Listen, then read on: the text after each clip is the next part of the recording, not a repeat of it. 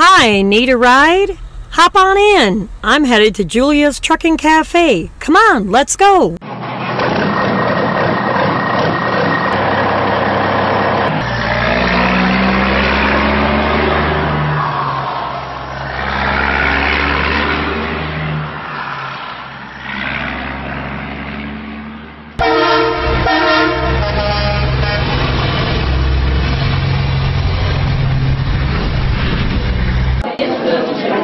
Cool, we made it just in time. Come on, let's go get a seat.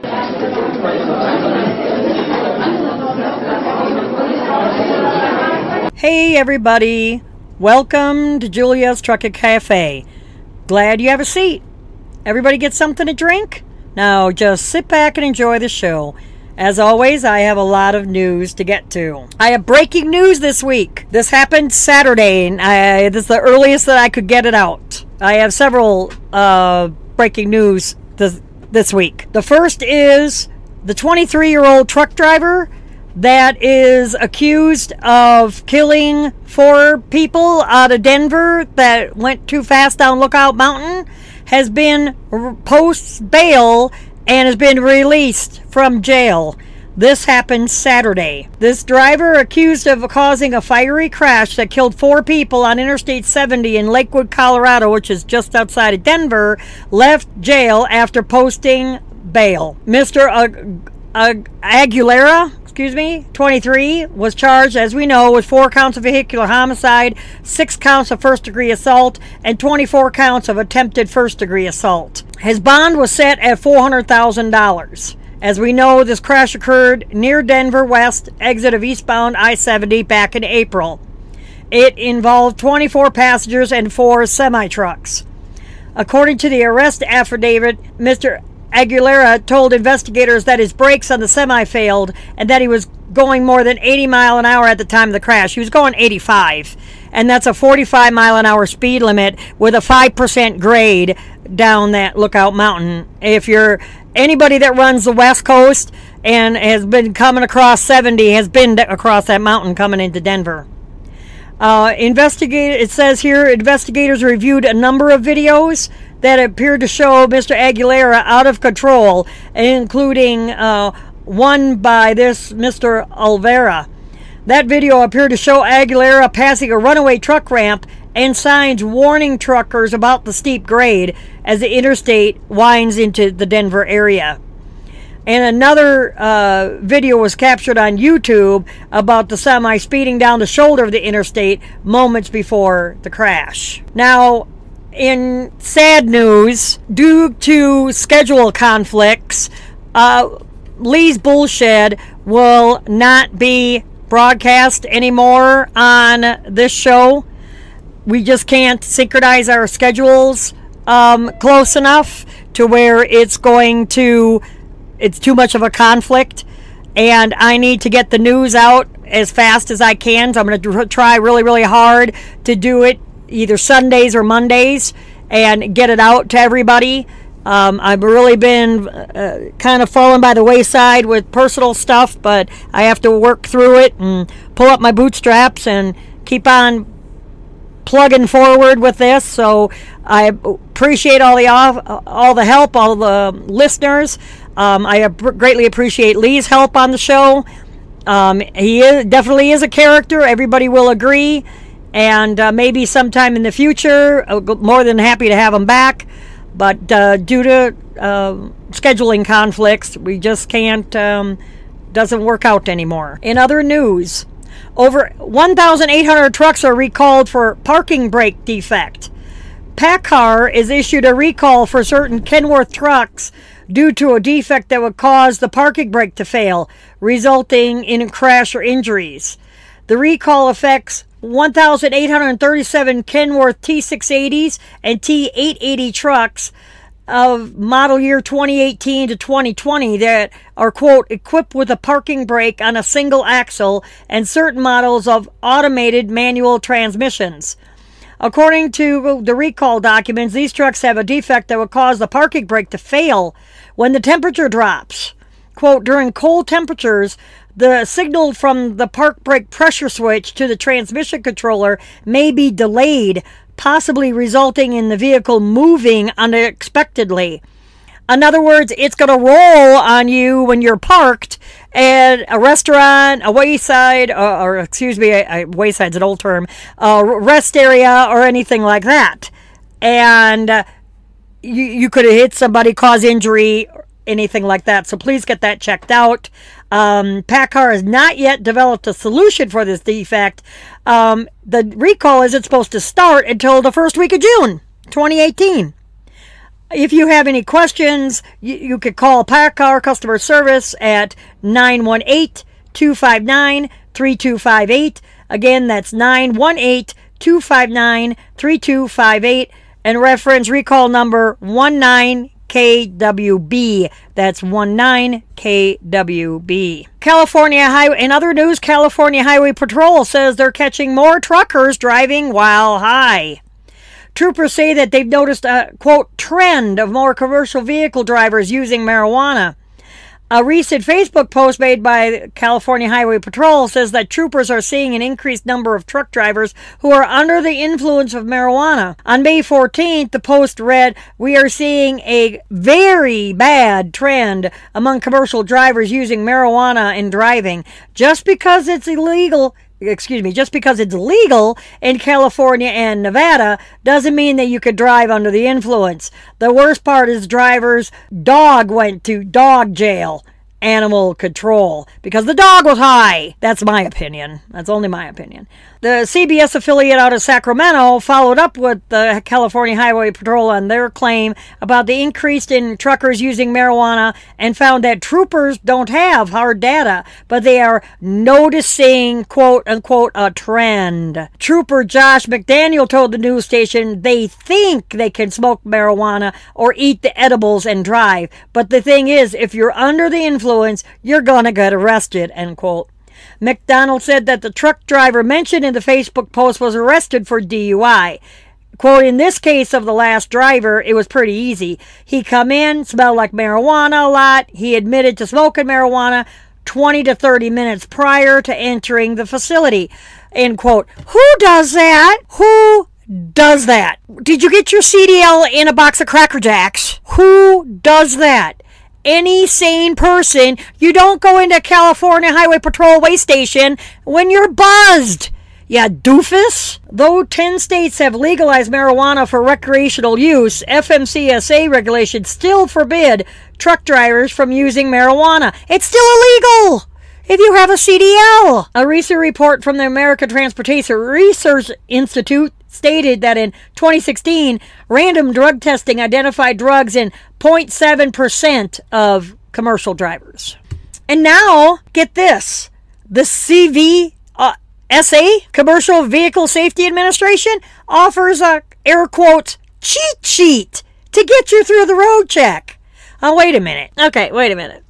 I'm confused about something here. I know, it doesn't take much. Since when? Why do you even have the roadside safety check then? If they're going to put out a cheat sheet for you to pass the doggone thing. I thought the whole purpose of having a roadside safety check was to catch people who didn't have their ducks in a row, didn't have their crap straight. Now they're offering a cheat sheet? OMG is all I have to say. With the nationwide road check inspection blitz only weeks away, the Commercial Vehicle Safety Alliance, not administration, my bad, stand corrected, Commercial Vehicle Safety Alliance, or CVSA, has released a, quote, air quotes, cheat sheet to help truckers prepare. This year, International Road Check will take place, remember people, remember the dates, June 4th through June 6th throughout North America. The CVSA has announced that inspection will be paying special attention to steering and suspension systems, airbags, leaf springs, your steering apparatus under the hood. Make sure those are tight. Make sure your steering components in your front steering are tight and have been greased lately. Most drivers who are inspected during road check will receive, I gotta slow down, the full 37-point North American Standard Level 1 inspection, according to a news release. During last year's road check, 67,502 roadside inspections were conducted and 11,897 vehicles were placed out of service. An additional 2,664 drivers were placed out of service. You can view the CVSA's road check cheat sheet in this article at the bottom of the article. All I can say is OMG. In other news, Washington, D.C. eyes plans to change drivers to bring cars and trucks into the city. Oh, excuse me. Let's start that over. Washington, D.C. eyes plans to charge, not change, charge drivers to bring cars and trucks into the city. City officials say that, quote, if we don't get ahead of this, we're just going to be in congestion nightmare, end quote. City officials in Washington, D.C. are considering adding a congestion pricing so that drivers would have to pay to bring cars or trucks into the downtown area. The D.C. Council has proposed nearly $500,000 study to analyze the cost and benefits of charging drivers a fee to bring passenger or commercial vehicles into parts of the city. According to a report from WUSA Channel 9, the study will also look at working with Maryland and Virginia on tolling solutions. Councilmember Mary Chehah, C-H-E-H, says that the purpose of the congestion pricing is not to raise revenue, but to cut down on traffic. Quote, if we don't get ahead of this, we're just going to be in a congestion nightmare, end quote, she said. It isn't yet clear what the congestion pricing fee would be and whether it would be fixed price or a varied price on the time of day. This study will provide the council with essential information on how the district would implement congestion pricing to help reduce the number of non-district drivers on our roads, including pricing strategies, and helping identify any equity concerns that may exist, and, of course, any legal constraints. End quote, said Chehah. Cannot pronounce her name, I'm sorry. The results of the study will be made public next summer. Well, it's going to take them a freaking year to do it.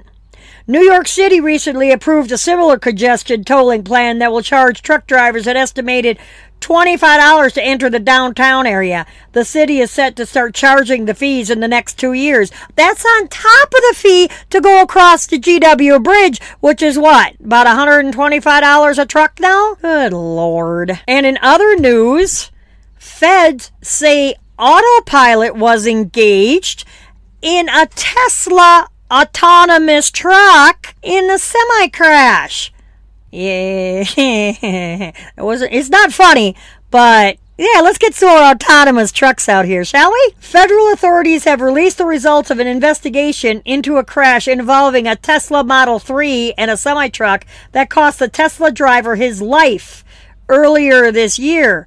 On Thursday, May 16th, the National Transportation Safety Board released a report that found the Tesla's autopilot system was engaged before it crashed into the trailer of a turning semi-truck during a March crash. Whoop, hold the phone. Let me take that back. I'm sorry. I thought this was a Tesla autonomous truck. It was not. It was a Tesla car that the autopilot was on. So my retraction on that. I stand corrected. I'm not having a good week this week. Sorry, people. This crash happened in March around 6:15 a.m. at Delray Beach, Florida.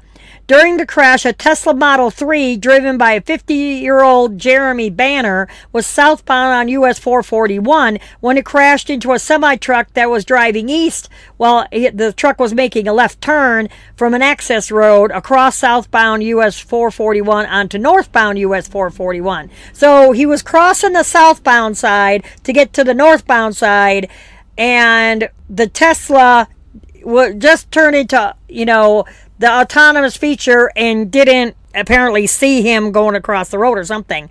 And this resulted in, quote, the roof of the Tesla being sheared off as it passed underneath the trailer. Okay, so I'm trying to visualize this. Maybe y'all can help me. He was going southbound on US 441. A semi-truck was on his right, making a left, so he had to go cross southbound side, cross the median, onto the northbound side, turning left to go north, and the car didn't stop, because it was on autopilot, went underneath the trailer and sheared off the roof. And the Tesla continued driving for several blocks before it came to a stop after the crash.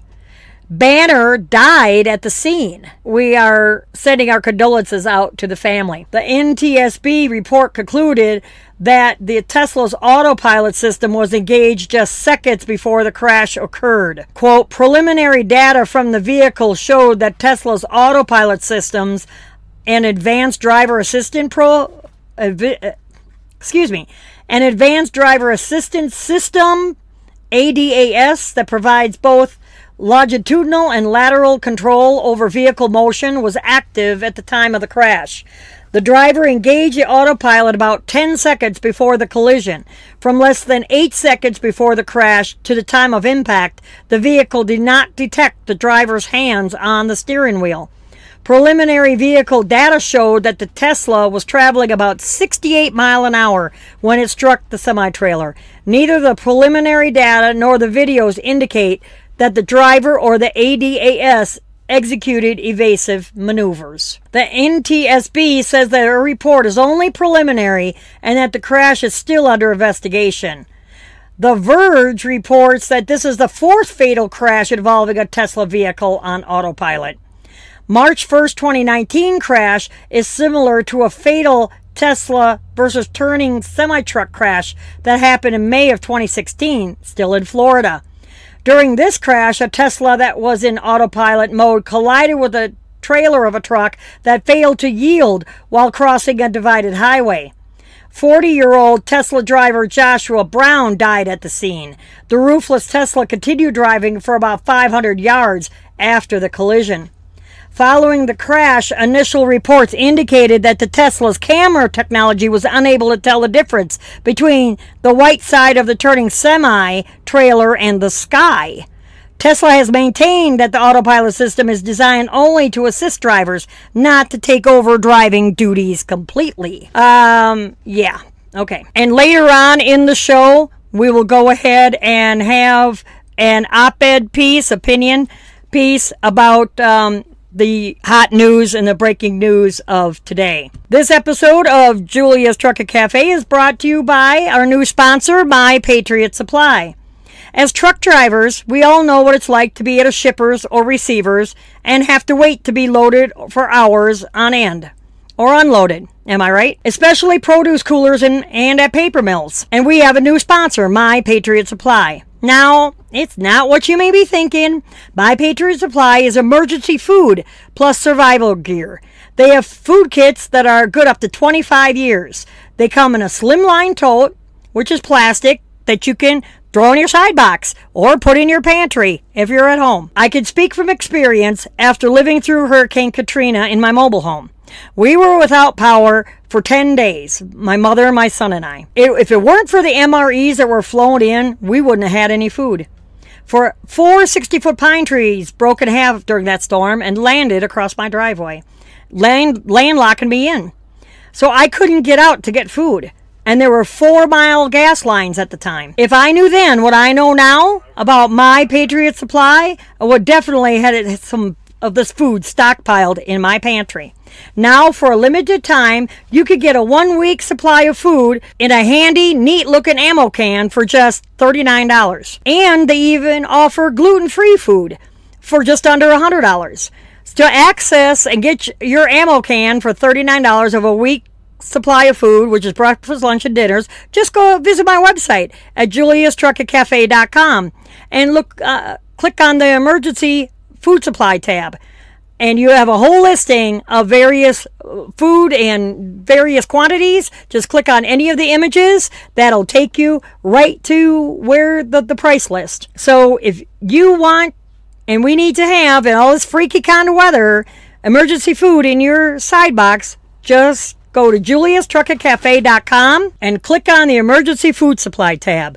You scroll down again and click on any image, and you can find out more information, pricing, and everything. Now, in other news, the SEC alleges former Celadon executives skewed reported profits with truck sales scheme. The Securities and Exchange Commission has filed a lawsuit against Danny R. Williams, former president of the now shuttered Celadon Group subsidiary Quality Companies, alleging that he committed accounting fraud via a scheme to sell the company's used trucks at inflated prices to third parties and then buy back the trucks at those inflated prices. The market regulator also alleges that Williams lied to Celadon's board of directors about the transactions.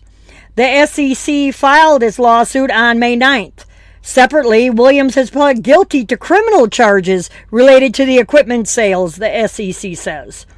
This alleged scheme allowed Celadon to avoid recording losses on the equipment, the source of legal and financial troubles that plagued the company since 2017. Celadon just last month announced it had agreed to a $42 million settlement with the DOJ and the SEC to end the criminal investigation into its accounting practices from 2014 to 2016. The Indianapolis-based Giant, which operates upwards of 5,000 trucks, said in April of 2018 that it overreported its income for those years by only 200 to 500. Oh, excuse me again. 200 to 250 million, not 500 million. 200 to 250 million dollars. Due in large part to the Quality Company's equipment trading practices. The New York Stock Exchange halted trading of Celadon stock in spring of 2017. So that was 2 years ago already. Delisting the company after it failed to submit the required financial reports. The company's stock was later relisted and trading resumed after it filed those necessary reports. The Indianapolis, Indiana-based company, which operates upwards of 5,500 trucks, faced probes by the Securities and Exchange Commission and the Department of Justice over misreported. The company also entered into a $5.5 million civil settlement over the reporting errors. An independent auditor, BKD, discovered the accounting discrepancies in early 2017, prompting Celadon to withdraw. I can't talk today. Y'all laughing at me? Prompting Celadon to withdraw its previously filed SEC forms, leading to its delisting on the New York Stock Exchange. The company restructured its leadership. Oh boy, it's going to be a day. Following a $10 million loss posted in the second quarter of 2017. It also said it was restructuring its debt and ending its independent contractor program. It also discontinued the Quality Company's business unit. Quote, the settlements with DOJ and SEC mark an important milestone, says Celadon CEO Paul Svindlin last month. Of course he's going to spin it to where it's going to be a positive for the company. That's just business. Quote, we have now settled the governmental investigations and other legal proceedings related to the events that arose under prior management. We appreciate the government's recognition of the significant changes we have made, our ongoing commitment to legal and regulatory compliance, and our significant cooperation in the investigations. With these legal issues resolved, we will focus on continuing to strengthen our corporate controls and procedures and pursuing a long-term capital structure and the operational turnaround of our core asset-based truckload transportation business. Phew, that was a lot to spit out. In short, you want my opinion? Well, you're going to get it anyway. They got busted. When the New York Stock Exchange delisted them, they went, oh, shoot. Now we got to turn around and look at the books. And then they found all this crap in the books. And then Uncle Sam come in and they got audited and then they got busted. So he has to say that kind of stuff going, we greatly appreciate how the government, yada, yada, yada kind of thing.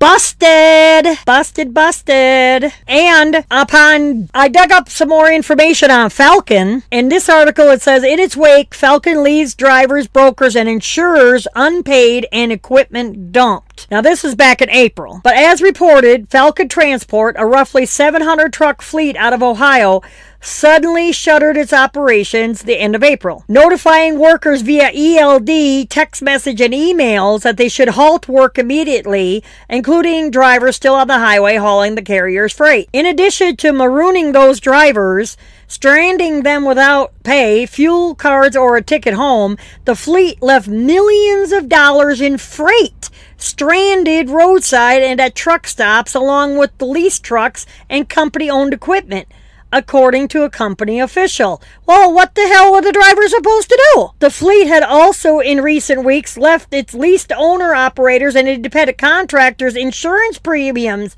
lapse that were unpaid, and skipped out on hundreds of thousands, if not millions of dollars owed to brokers. Now, I don't get that. Usually the broker gets paid first and then pays the company, I thought.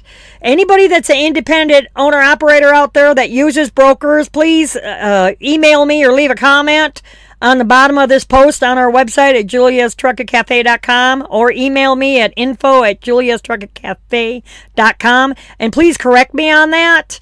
I thought that the trucking company gets paid last and, the broker gets paid first, but I'm not sure on that.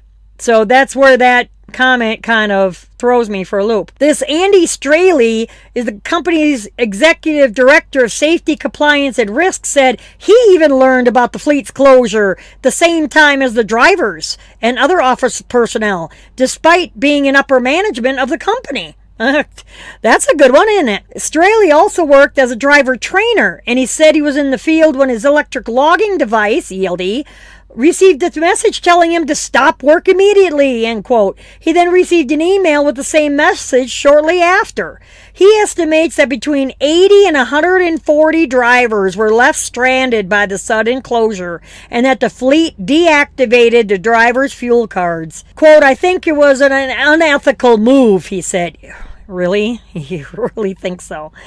Regarding leaving the driver stranded, he said Falcon's ownership, an equity company based in L.A., that's not Lower Alabama, that's Los Angeles, quote, didn't understand the repercussions of something like that, end quote. The fleet deployed text messages and emails to workers that day notifying them of the closure, leaving its roughly 500 drivers stranded without jobs. Drivers and other employees at the companies have already filed a class action lawsuit against the company, alleging it violated the WARN Act, or WARN Act, which requires companies with more than 100 employees to provide at least 60 days notice before mass layoffs or closings. Falcon employees are seeking back pay and owed benefits for the 60-day period for which they argue they were owed notice. Well, good for them. Straley and others have outlaid thousands of dollars of their own money to help drivers fuel up to get home, he said. Most reports of Falcon's closing blame it on the shutdown of the General Motors Lordstown complex early in March. GM built its Cruze sedan at that plant. It was a major customer of Falcon, which had a dry van and flatbed operations. However, Straley says he disagrees with that assertion. The company was actually losing money on that account, he said. Quote, we were losing millions in expediting freight for GM, end quote. He said he noticed recently the company had hundreds of thousands of dollars, if not millions, in unpaid invoices from brokers. He also said the company hadn't been paying insurance premiums for its leased owner-operators and contractors, despite having taken the money from the drivers' weekly settlements for insurance payments. Can we say embezzlement? There again, that's just my personal opinion. Falcon, quote, had plenty of indication to give us employees notice that the company was failing, Straley said. Some employees have received paychecks, but others, including himself, have not received recent paychecks. Straley has only worked for Falcon for 5 months since December. He was lured away from another fleet where he performed a similar job function. Quote, I was under the notion the company was very strong, he said.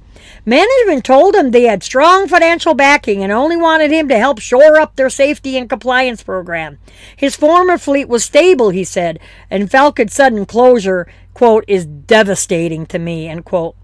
CRST and ShipX are among carriers who have publicly said they'll help Falcon drivers find meals or get home. ShipX also said they'd help drivers land jobs at their company. The Ohio Trucking Association has also said it would help the displaced drivers find new jobs. Well, kudos to them for extending a hand and wanting to help out. And in another article about Falcon, the defunct fleet blames fundraising attempts for not warning drivers of the sudden closure. Well, you know it's going to be something.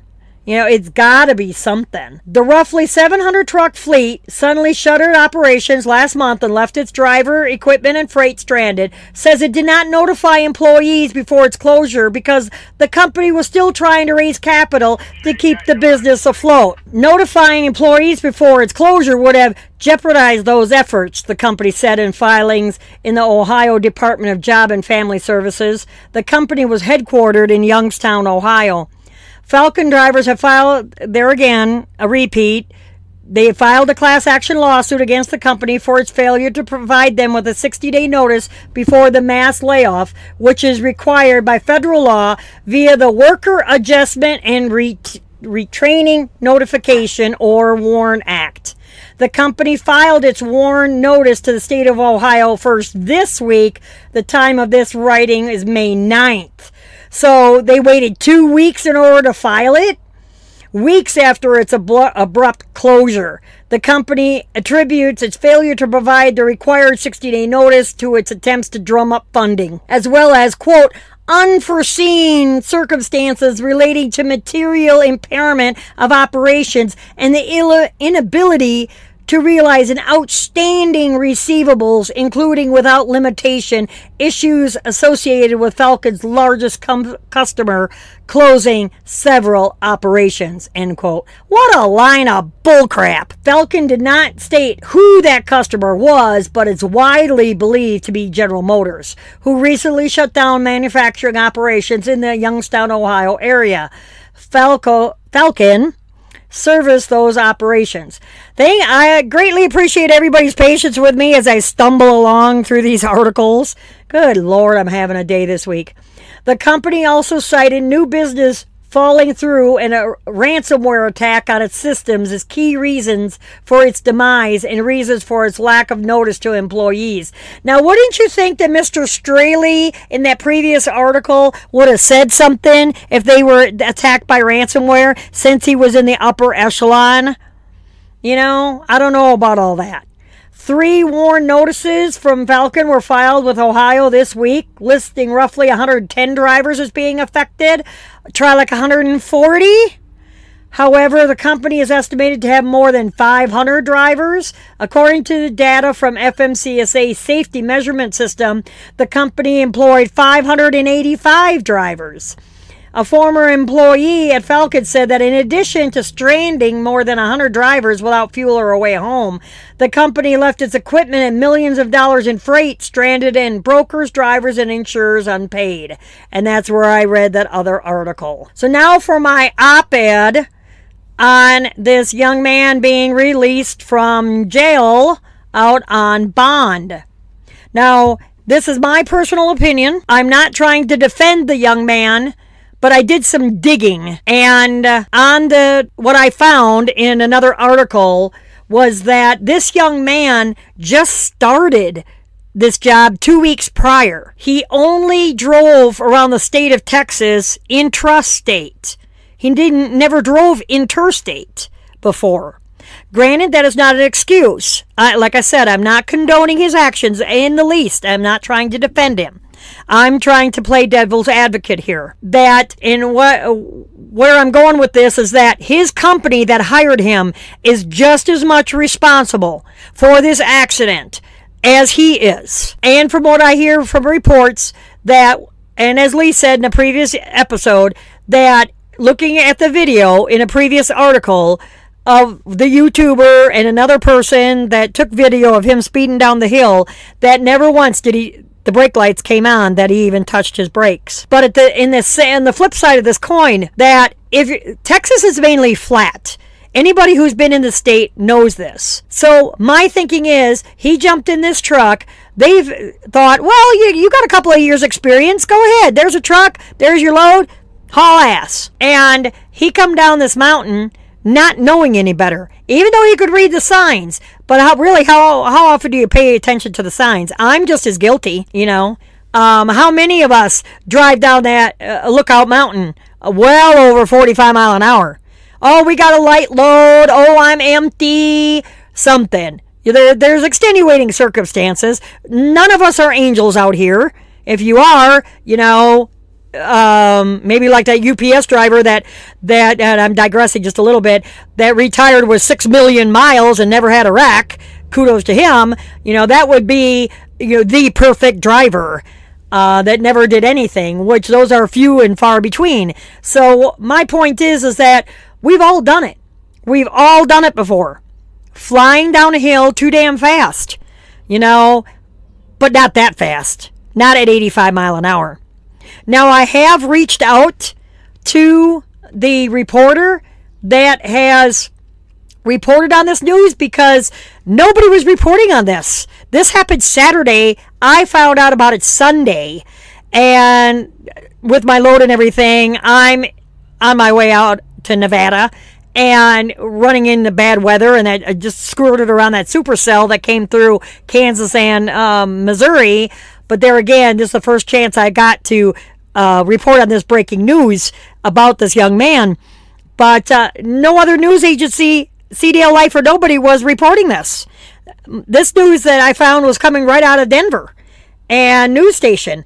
So I got in contact with the reporter that reported on it to find out if they confiscated his visa, if they confiscated his green card, so that he's not a flight risk, that he's not going to return to Cuba to try to escape from being prosecuted or have help from all the people he knows to leave Cuba or get a different identity and start driving all over again. I mean, you know, he said he was very remorseful for that, that he was very happy to start driving and leaving, you know, over the road because it paid more than driving around Texas. So he was very excited about that. I'm hoping he's remorseful, and I'm hoping he's a person of his word, that he won't skate on this, because he has to be held accountable. But so does the company that hired him. He wasn't trained to run the mountains. You know, companies expect too much out of a driver. I've heard from some of my driving friends that companies say, we're not here to teach you how to drive. You already know how to drive. No, you don't. You drive a semi-truck with a trailer a hell of a lot different, or at least, god dang it, you better drive a truck a hell of a lot different than you drive a car. And people don't. And it's scary. It's scary for me as a 30-year veteran out here when I see these guys just foot to the floor and hauling ass and get the hell out of my way.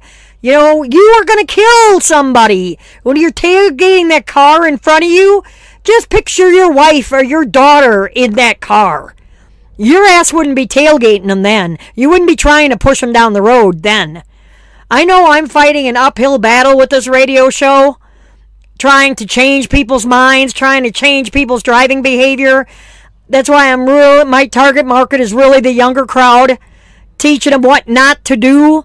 But there again, you can't teach somebody that thinks they know everything.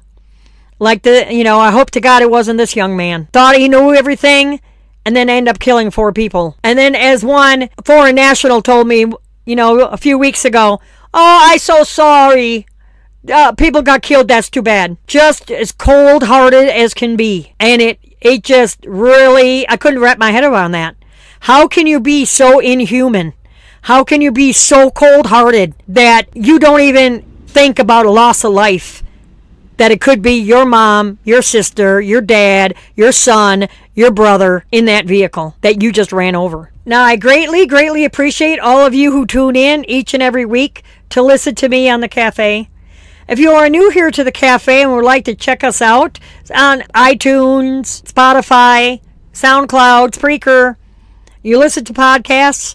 At the bottom of every podcast episode in the description that's on the website at juliastrucketcafe.com, I have links to where you could find me on iHeartRadio, YouTube, iTunes, Spotify, Spreaker, like I said, SoundCloud, Twitter, Facebook. Please like, share, comment, subscribe, follow. It helps me move on up the charts. That would be greatly appreciated. I would please humbly ask that you like us on Facebook. And don't forget to join our discussion group at Julia's Truckett Cafe Regulars. Please leave a question or comment or anything in the Regulars group if you're a member. That would be great. On the website, I also share recipes under Cafe Menu, cooking in your truck. Don't forget to look at the page of stupid that drivers do. That was my version of a bleep, by the way. And I humbly ask that you please subscribe to our email list, which is a little pop down. Yeah, it kind of gets annoying. Sorry. But you can fill out the form, subscribe to my email list, and I'll send you the show notes right into your inbox. This way you don't have to keep coming back to the website. If you listen to me on iTunes or SoundCloud or Spreaker, and then you get the show notes in your inbox, hey, you're set. You're covered. And in those emails, anytime I have a special in the cafe store or something new and hot happening, I'll go ahead and put a little blurb in the email. So keep you up to date at all times. So I greatly appreciate everybody again. Again, please leave a comment on any episode. There's a lot of comments going on Facebook about this young man. Drivers are worried that, or pissed off, more than worried, I should say. Worried is kind of a wrong word to use, but they're pissed off that he may get away with this. And that's really what we're worried about. If you have any kind of an idea for another show or any kind of reply, thoughts about the show, you want to leave a commentary, please shoot me an email. My email's info@juliastrucketcafe.com. I read all comments. I read all my emails. And definitely give you a shout out. And on the next week's show, anytime you have a question or anything, please ask away. There's never a dumb question. So again, I thank you so much for tuning in. And until next time, keep the shiny side up. We got a little old convoy rocking through the night. Yeah, we got a little old convoy. Ain't she a beautiful sight?